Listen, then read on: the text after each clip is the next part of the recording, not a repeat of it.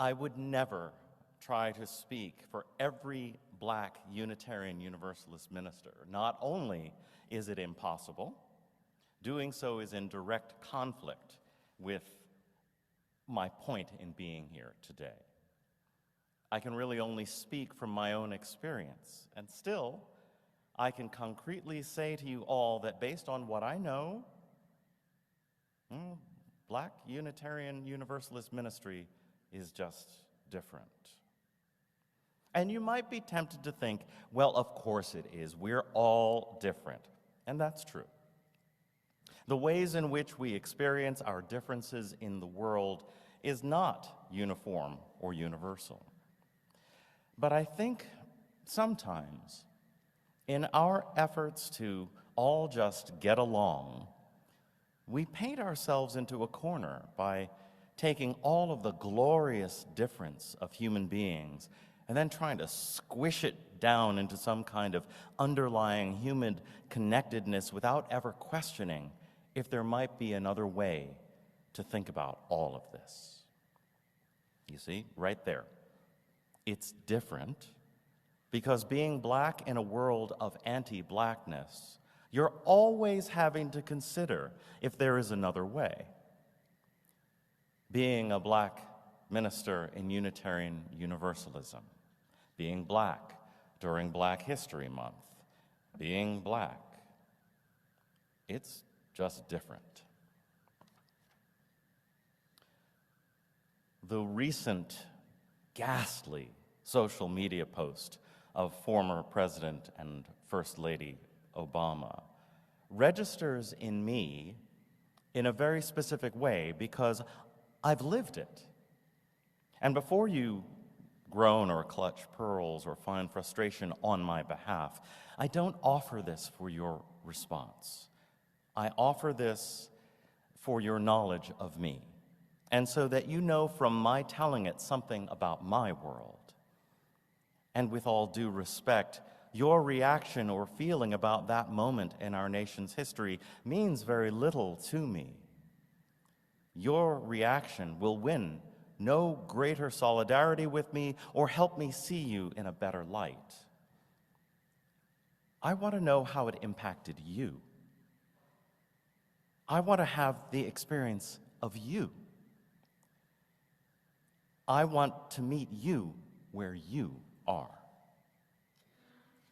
Likewise, I cannot experience Bad Bunny's brilliant Super Bowl halftime show without first seeing the sugar cane, not as a wild and whimsical backdrop, but as a symbol of the unfettered brutality unleashed on my Caribbean ancestors.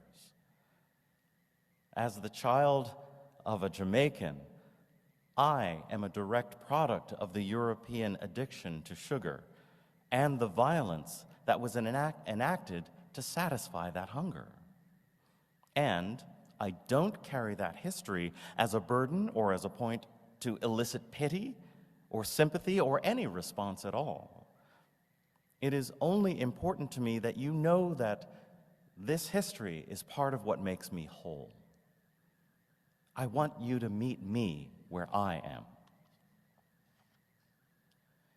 I wanted to start here because this aching old world needs to consider what difference really means, and Black History Month is a perfect time to do that. Black History Month. There it is. Black history, sitting up there on a little shelf. Once a year, we take it down, dust it off, look at it, and think, yes, this is important, and then put it back on the shelf until next February. But if we do that, we completely miss the point. And at the same time, I'm not talking about every day is Black History Month or Black history is American or world history. And while these things are actually very true, I'm talking about the fact that the lived experience of Blackness is much, much more than a month or a history lesson. It's not tidy. It cannot be contained. It is experience. It is relationship to being. It is perspective. It is finely tuned senses and awarenesses. It is biases and blind spots. It is the fullness of humanity.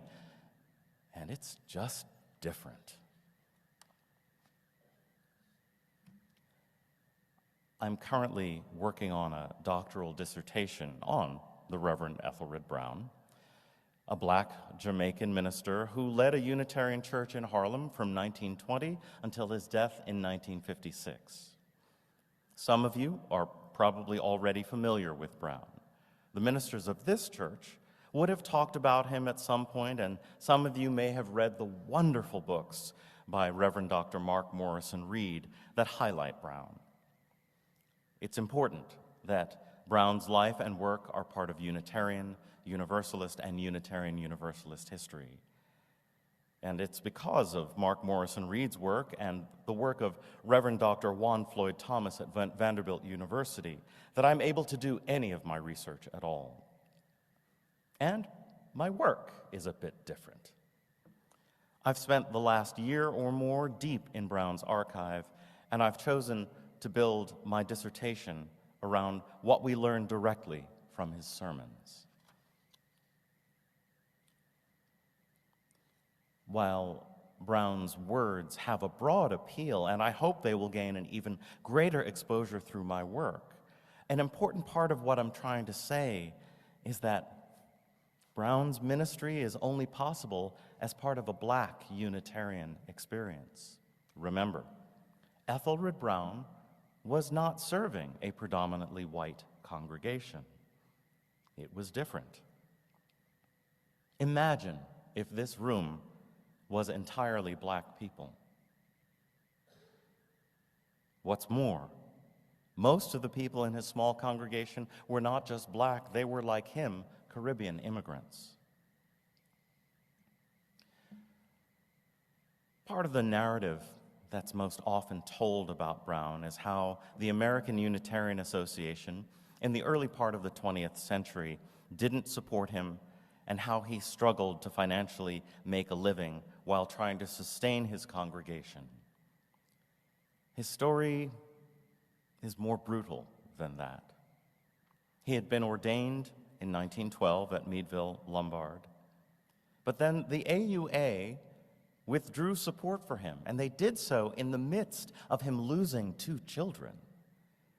His wife entered into a multi-decade period of mental illness, and he was for a time removed from fellowship. He had to work as an elevator operator. It was the only work available to him. And I think a part of modern Unitarian Universalism likes to beat itself up over this past racial failure.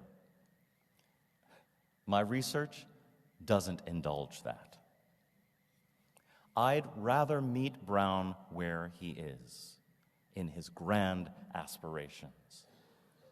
In a sermon from 1929 titled Religious Liberalism in Harlem, he offers this: "The future of religious liberalism in Harlem lies in our hands. The privilege and the responsibility are ours. Let us be worthy of the charge committed to us. Let us be genuine liberals, sincere, large-minded, charitable, independent, self-poised, brave, and in the face of the opportunity before us, as we hear the call to make religious radicalism in Harlem a real liberal movement, living and growing, stimulating and uplifting, let us make ourselves, we the pioneers, let us make ourselves worthy of our high and holy mission." I want to know Brown as he understood the potential of his undertaking. This from a sermon titled, "Who Are These Unitarians?" in 1937. These Unitarians of Harlem are the successors of a long roll of able men and women who have left their mark on every phase of communal life in almost every country of the world, including, of course, our own. Do you think Harlem needs us and more of us? Do you think Harlem needs a church which stands for these high principles? We do. And it is because we do that we are here tonight to invite you to join us in the great work of emancipation. I want to know Brown and his rejection of sympathy or pity for his lived situation. This last quote from a sermon titled "A Minister and a Church" in 1935, and it was delivered at Abyssinian Baptist Church with a young Adam Clayton Powell Jr. in attendance. And let me say now, in the presence of this congregation and in the hearing of the young minister of this church, with his years of service before him, that in spite of all I have suffered in all manner of ways, and in spite of the fact that after 23 years of hard work, in the work I am today as poor as any of you that listen to me. And I am the minister of a handful of men and women. Yet I have not a tinge of regret at the choice I made in 1910. And if I had the same alternatives before me again, I should make the same choice. We have to understand the personal adversity that Brown faced in his life. But we also have to recognize in Brown what was going on in his black world. We have to listen to him, to know him. He led a church in Harlem on the heels of what is called the Red Summer of 1919 and the countless acts of racial violence that erupted across the country.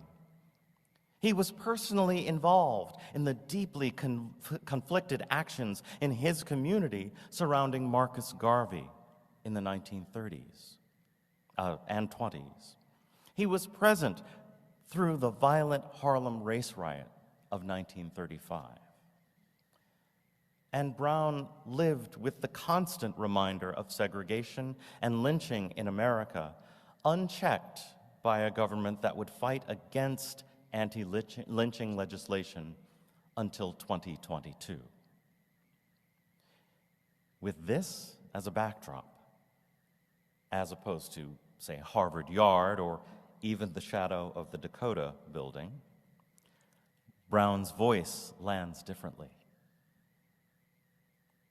It's just different.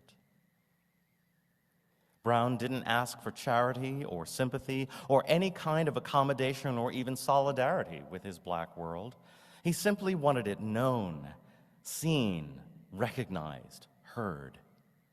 Brown's words are thrilling, hopeful, and forward-moving when you let them land without imposing presuppositions about him because of his blackness or what you might think you know about his situation.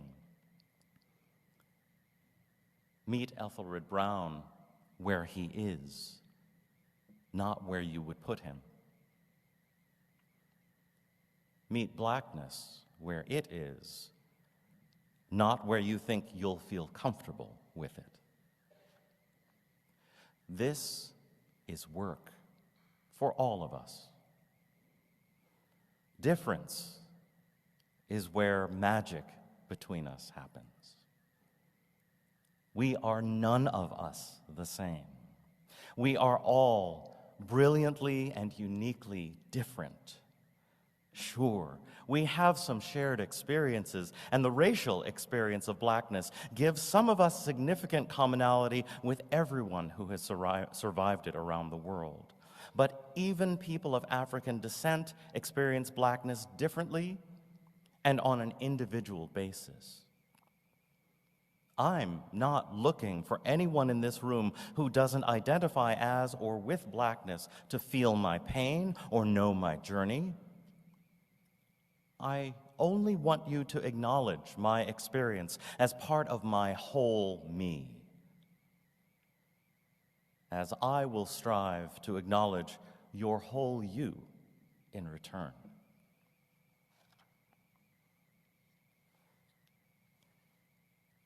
We live in a time of tremendous intolerance. On the surface, It feels as if we are in need of higher thresholds of tolerance. But I don't want to be tolerated. You don't want to be tolerated. Tolerance implies something wrong or beyond someone else's norm. A better world isn't built on higher thresholds of tolerance.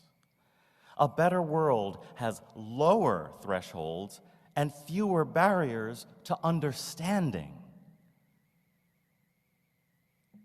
Meet each other where we are.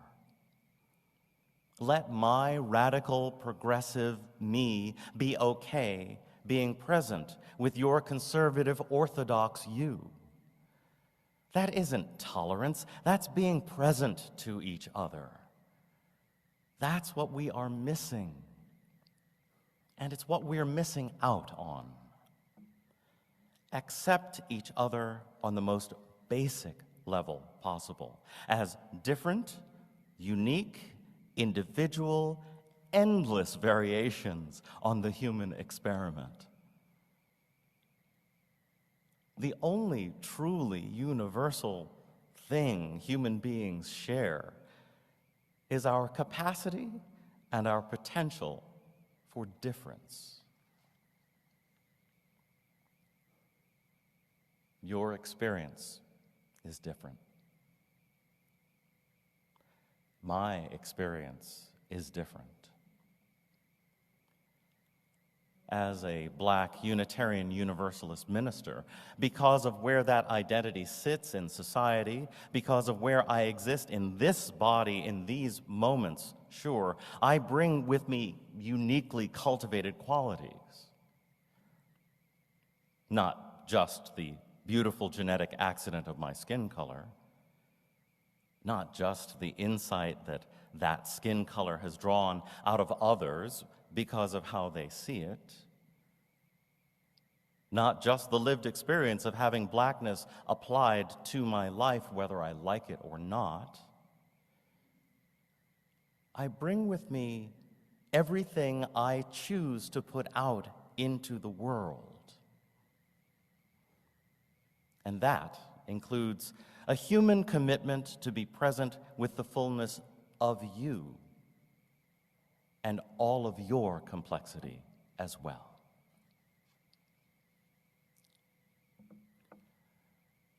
For me, Black Unitarian Universalist ministry is intention.